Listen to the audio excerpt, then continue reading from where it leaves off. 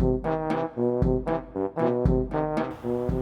everybody, it's Ben here, and what I'm working on today is I'm cutting a chalkboard. This is a natural slate chalkboard that was reclaimed out of an old school that was being closed down, and unfortunately it's a little bit too big for the wall space that I want to mount it, so I have to cut it. And of course I've never cut chalkboard before.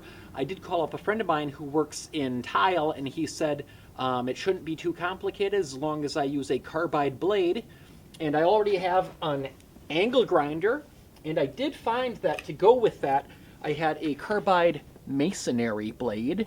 It's 40 grit, and I did do a test cut with it right here. I just cut off the corner that was going to be scrap anyways, and it looks like the cut was nice and clean. So what I've done now is I've marked how big I need the chalkboard to be, and I used my framing square to make sure I'd get a nice 90-degree cut. And then what I did is I clamped down a board to use as a guide, so the guard from the angle grinder is going to get pressed right up against that guide so I get a good clean cut. And I'm going to rub a wet sponge against the blade as I go as well. So like I said, I've never done this before. I don't necessarily recommend that this is how you do it, but I'm going to put on my safety glasses and hearing protection and give it a shot.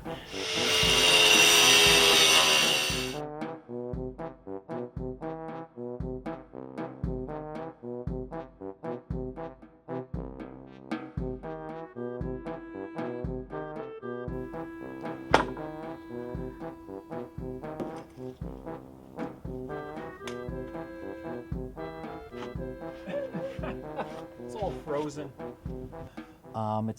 Looks like a pretty good cut overall. All I see is right here, there's a little chip, and see this right here, that's where it finally cracked. I didn't cut all the way through before the weight of this just brought it off.